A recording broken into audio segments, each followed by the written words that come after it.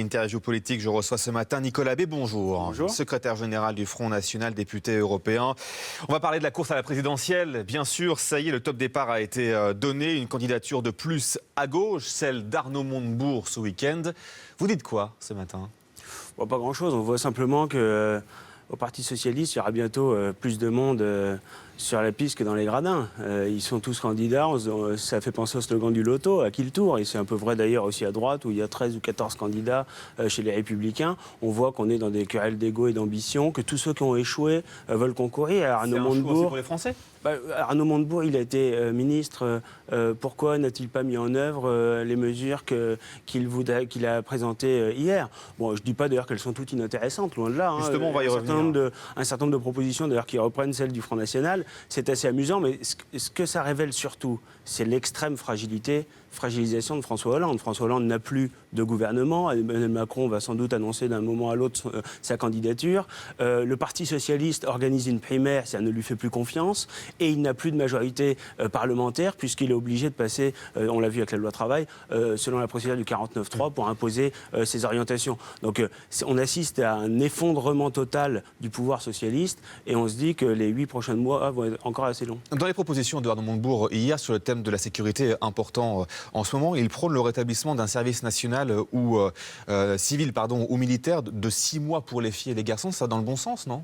Écoutez, il faut voir qu'est-ce qu'on met derrière ce service national ou ce service militaire, parce qu'on sait aussi que ça aura un coût extrêmement élevé. Je crois surtout que, bien sûr, qu'il y a la nécessité de rétablir un vrai sens civique, une vraie morale civique dans notre pays. Mais je crois que l'urgence en matière de sécurité, c'est prendre des mesures fortes, qui sont aujourd'hui parfaitement identifiées, que Marine Le Pen et le Front National ont développées depuis des années et des années, c'est-à-dire la maîtrise de nos frontières, l'arrêt total de l'immigration, la fermeture des mosquées salafistes, des mosquées islamistes, l'expulsion des imams radicaux. Toutes ces mesures ne sont pas prises. Je prendrai un exemple très concret, si vous le permettez. Bernard Cazeneuve nous dit qu'il y aura une vingtaine de mosquées salafistes qui auraient été fermées. On est incapable de nous en donner la liste. C'est bien la preuve que ce n'est pas le cas. Vous avez appelé justement M. Cazeneuve ou pas ?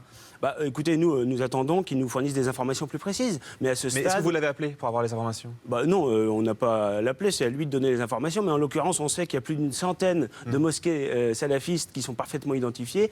Et en réalité, on n'a aucune preuve tangible de la fermeture d'une seule d'entre elles. Le retour au septennat pour Arnaud Montebourg, vous partagez aussi un peu cette... c'est pas que nous partageons, c'est que Arnaud Montebourg a récupéré une des propositions du Front National très ancienne. Récupérer, ou ça peut être aussi la sienne sans vouloir le récupérer au Front National. Oui, écoutez, peut-être qu'il y croit, mais en tout cas, cette mesure qui consisterait en un septennat unique, c'est-à-dire non renouvelable, permettrait à la fois au président de la République d'engager les grandes réformes, les grands chantiers qui sont nécessaires, sans avoir à se préoccuper de sa réélection. Parce qu'on voit bien que l'un des effets désastreux du passage au quinquennat, ça a été finalement de placer le président de la République dans une situation où il a 2 ans pendant lesquels il est réellement en fonction, et ensuite il est déjà en campagne électorale pour sa succession. On l'a vu avec Nicolas Sarkozy, on le voit aujourd'hui avec François Hollande, et tout ça, c'est au détriment de l'intérêt général et de l'intérêt des Français. Nicolas Sarkozy, justement, il va présenter, lui, sa candidature dans les toutes prochaines heures à la primaire de la droite. Il fait sa rentrée aujourd'hui. Comment vous le voyez, vous, justement, ce match à droite, Sarkozy, Fillon, Juppé, Nicolas Sarkozy, Le Pen, c'est possible, par exemple Aujourd'hui, tout est possible. Marine Le Pen apparaît clairement comme en situation d'être au second tour et d'arriver en tête au premier tour. C'est ce que disent toutes les enquêtes d'opinion. Quant à Nicolas... Là, vous croyez au sondage ? C'est pas ça, c'est que pas souvent. Parfois, vous décriez. Nous avons toujours été prudents sur les sondages, mais aujourd'hui, quand on voit que toutes les enquêtes d'opinion vont dans le même sens, on voit bien d'ailleurs que le Front National a été en croissance permanente lors des derniers scrutins. Je rappelle, 24% aux européennes, 26% aux départementales, 28% aux dernières régionales. Donc je crois qu'il y a une logique, une dynamique autour de la candidature de Marine Le Pen qui apparaît comme incarnant à la fois la solidité et la sérénité aussi dans les situations troublées que notre pays connaît.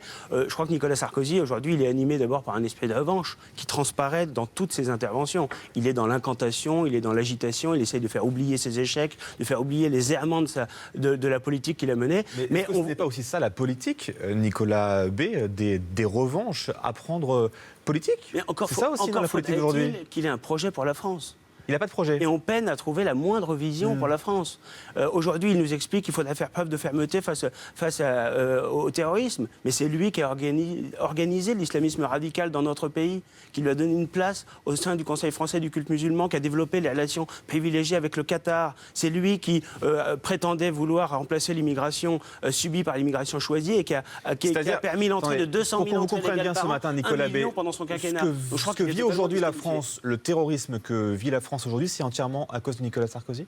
Non, je ne dis pas ça. Je pense que c'est la responsabilité conjointe des différents gouvernements qui se sont succédés. Mais Nicolas Sarkozy porte une très lourde responsabilité. Je vous rappelle par exemple que c'est lui qui a désarmé la France. 54 000 postes dans l'armée qui ont été supprimés, 12 000 postes dans la police, 3 000 postes dans la douane. Et si aujourd'hui nous sommes fragilisés face à cette menace terroriste, c'est bien la lourde responsabilité de Nicolas Sarkozy. Mais également, c'est vrai, de François Hollande qui, contrairement à ses engagements de 2012, n'a jamais reconstitué les effectifs de police qu'il avait annoncé. Les primaires, justement, ça n'a jamais effleuré le Front National.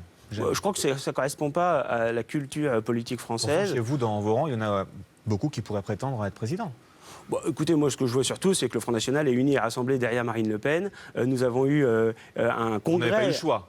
Si, bien sûr que si, puisqu'il y a un congrès du Front National qui a lieu à peu près tous les 3 ans. Et la dernière fois, Marine Le Pen a été élue avec 100% des voix. La fois précédente, elle était en compétition avec Bruno Gollnisch. Elle l'a largement emporté. Je crois que l'ensemble de toute la stratégie qu'elle a mise en œuvre à la tête du Front National depuis maintenant 5 ans a été totalement couronnée de succès. Donc je crois que, oui, c'est vrai que ça suscite beaucoup de jalousie et d'envie de la part de nos concurrents et de nos adversaires. Mais il est certain que, contrairement aux autres, nous ne sommes pas divisés. Nous sommes rassemblés derrière notre candidate. Et justement, encore une fois, qu'il y ait des débats au sein des familles politiques, c'est parfaitement légitime. Mais ce que nous constatons aujourd'hui, que ce soit à droite ou à gauche, c'est que finalement, c'est davantage des querelles d'ego et d'ambition que du débat d'idées. L'ego et l'ambition, vous le savez aussi bien que moi, Nicolas B, c'est la politique. C'est ce qui fait la politique. Oui, à condition que ce soit au service des idées, au service des Français. Et là, manifestement, ça n'est pas le cas.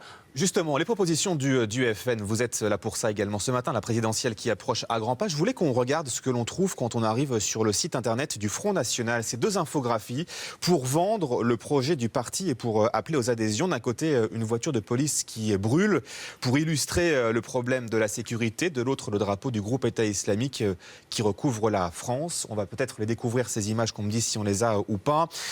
C'est pas surfer et profiter de la peur des Français. Est-ce que ces photos, vous les cautionnez quand vous mettez en avant sur votre site la France recouverte d'un drapeau du groupe État islamique? Est-ce que ce n'est pas exagéré tout? Non, je crois que c'est faire preuve de lucidité. Lorsque la France est frappée par des actes terroristes plusieurs fois dans l'année, avec des centaines de morts, avec des centaines de blessés, eh bien, je crois qu'à un moment donné, il faut dire la vérité. Et si on veut prendre des mesures énergiques pour enrayer le terrorisme, pour éradiquer l'islamisme radical sur notre sol, il faut commencer par avoir exemple, un minimum de lucidité sur la situation. Qui brûle Mais c'est l'insécurité que subissent les Français, et en l'occurrence souvent les plus modestes d'entre eux. De l'année, mais est-ce que c'est la vérité tous les jours? En France, ces voitures de police qui brûlent tous les jours. Écoutez, en tout cas, ce qui est sûr, c'est qu'il y a plus d'une voiture qui brûle par jour dans notre pays. Mettre en avant, je crois qu'il y en a 5 ou 600 par an. Le drapeau du groupe État islamique. Mais je crois pour vous, c'est une bonne chose. Je crois qu'il faut désigner l'adversaire. Aujourd'hui, écoutez, excusez-moi, mais l'islamisme radical nous a déclaré la guerre.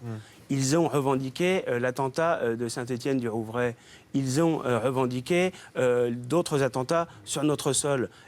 L'islamisme radical nous fait la guerre. Eh bien, nous devons identifier l'ennemi et le combattre avec énergie. Or, encore une fois, bien sûr que les Français sont tous meurtris par le terrorisme, mais aujourd'hui, il y a des mesures à prendre. Mais regardez, le drapeau après les attentats du Bataclan, François Hollande... sur votre site, ça ne vous gêne pas? Non, encore une fois, il s'agit d'identifier l'adversaire. Ça n'est pas, je ne pense pas que ça vous ait échappé. Ça n'est pas une façon de valoriser l'État islamique. C'est une façon de dire clairement, ces gens-là nous ont déclaré la guerre, à nous de prendre des mesures énergiques. Or, elles ne sont pas prises. François Hollande s'était engagé dans la déchéance de la nationalité française.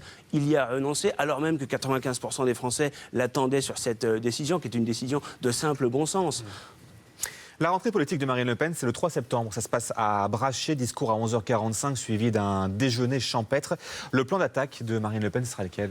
Écoutez, c'est de mobiliser, de rassembler les Français autour d'un projet réellement alternatif face aux échecs de l'UMP et du PS. Avec un axe majeur?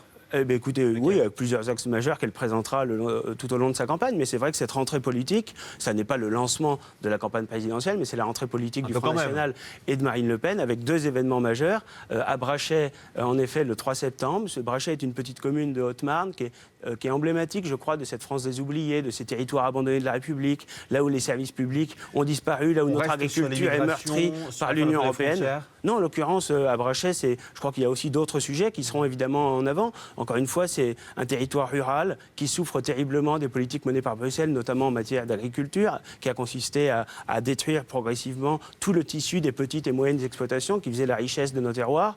C'est aussi, bien sûr, les services publics qui aujourd'hui s'éloignent de ces petites bourgades rurales. Et puis, il y aura un deuxième événement important de cette rentrée politique, ce seront nos estivales.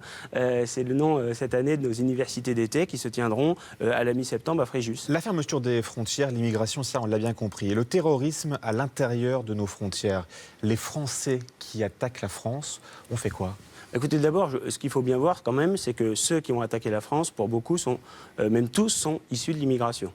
Et pour beaucoup il y a d'entre aussi eux, des Français. Oui, mais pour beaucoup d'entre eux, sont soit des étrangers, soit des binationaux. Ils sont tous français. Oui, binationaux en général. Et lorsqu'ils sont binationaux, eh bien, ils auraient dû se voir déchoir de leur nationalité française et expulsés immédiatement du territoire national. Et grâce à la maîtrise des frontières qui devrait être établie, dans l'impossibilité d'y revenir. Quand on voit ce qui se passe avec des gens qui sont fichés S, qui sont identifiés comme participants à les filières djihadistes, qui sont même mis en cause comme participants à une activité terroriste, et ils sont relâchés avec un bracelet électronique dans la nature. Et on voit bien qu'évidemment, ce bracelet électronique ne les empêche pas de commettre des atrocités. Donc on voit qu'il y a 2 points communs. 2 points communs à tous ceux qui ont frappé la France dans ces actes terroristes. C'est 1, ils sont tous issus de l'immigration. Et 2, pas tous. Si, ils sont tous issus de l'immigration. Et 2, ils sont tous connus des services de police et de justice et bénéficiaires du laxisme judiciaire qui caractérise malheureusement notre pays aujourd'hui, que ce soit avec M. Urvoas, Mme Taubira ou anciennement Mme Deti. Un ministère de la souveraineté, c'est quoi ? C'est un ministère qui aurait comme responsabilité de reconstituer la souveraineté législative de la France, qui aujourd'hui en est privée parce que 80% de nos lois sont les transpositions de directives européennes, de rétablir notre souveraineté territoriale, c'est-à-dire la maîtrise de nos frontières. Schengen est mort, il n'y a pas de frontières extérieures de l'Europe, les frontières sud sont de véritables passoires. C'est rétablir notre souveraineté dans tous les domaines par la renégociation des traités européens. Ce serait une belle mission et ce ministère de la souveraineté, eh bien, nous le mettrions en œuvre si Marine Le Pen gagne en 2017. Les Français attendent aussi beaucoup sur l'emploi, sur le pouvoir d'achat. On en parle beaucoup moins en ce moment, mais c'est bien sûr un sujet majeur. Il y aurait combien de chômeurs avec Marine Le Pen au pouvoir ? Il y en aurait moins parce qu'on mettra en place un certain nombre de mesures de protectionnisme d'abord. Comment ? Écoutez, je crois qu'il est urgent aujourd'hui à la fois d'améliorer la compétitivité de nos entreprises en baissant les charges, la fiscalité qui pèse sur elles, qui est de surcroît très injuste, parce que les petites et moyennes entreprises en payent beaucoup plus que les grands groupes. Ensuite, je vais vous répondre. Ensuite, il faut évidemment faire du patriotisme économique. C'est aujourd'hui interdit par Bruxelles, c'est-à-dire privilégier les entreprises françaises dans le cadre de la commande publique en France. Et c'est enfin protéger notre économie, c'est-à-dire établir des quotas, des droits de douane, des contingentements qui évitent le dumping social, le dumping environnemental. Mais écoutez, je crois qu'on le finance tout simplement par ces droits de douane précisément qui permettraient de faire rentrer l'argent dans l'économie française. Mais c'est assez, Nicolas B, tout ça ? C'est assez ? Oui, bien sûr. Ouais. Bien sûr que c'est assez. C'est parfaitement possible. Il est budgété, votre projet ? Oui, bien sûr. Écoute, en 2012, Marine Le Pen a été la seule, je vous le rappelle, à présenter un programme complet et chiffré, ce qu'aucun de ses concurrents ne s'était astreint à faire. Nous chiffrerons à nouveau, évidemment, notre projet en 2017. Vous savez, quand on dit qu'en France, on ne peut pas faire des économies, c'est un mensonge.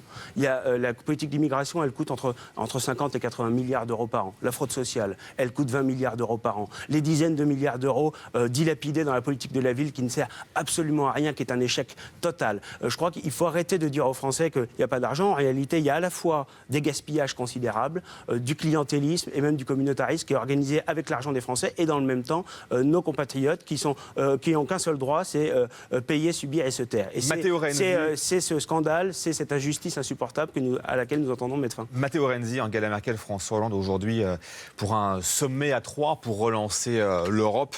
L'Europe, vous n'y croyez pas ? Il faut sortir de l'Union européenne, de l'Europe. Le Brexit, ça vous non, parle? Ça vous dit nous, quoi? nous croyons à une Europe des nations souveraines et des peuples libres. L'euro, c'est C'est-à-dire fini. la seule Europe qui fonctionne, l'Europe des coopérations industrielles, une Europe à la carte avec des nations qui partagent des objectifs et des intérêts communs. C'est Airbus, Ariane qui en sont les exemples les plus emblématiques. L'Union européenne est en échec. L'Union européenne devait nous apporter l'emploi et la croissance. Elle a apporté la casse sociale, le chômage de masse, l'immigration massive, l'insécurité généralisée aujourd'hui. Donc il faut acter le fait que cette Union européenne est en échec. Malheureusement, le sommet que vous évoquez entre les chefs d'État va consister simplement à aller toujours plus loin dans la logique fédérale, toujours plus loin dans cette logique qui ne fonctionne pas. Nicolas B, un dernier mot. Jean-Marie Le Pen dit ce week-end dans la presse, je suis toujours vivant. Vous lui répondez quoi? Écoutez, personne ne le conteste. J'espère qu'il continuera à bien se porter physiquement, mais ça ne concerne plus directement le Front National, dont il n'est plus membre. C'est fini. Ça fait maintenant plus d'1 an, je vous rappelle La justice va encore se prononcer au mois d'octobre. Oui, écoutez, nous verrons ce que dit la justice, mais la décision politique a été prise. Mais il faut attendre bien sûr la décision de la justice. Merci Nicolas B d'avoir été avec nous ce matin.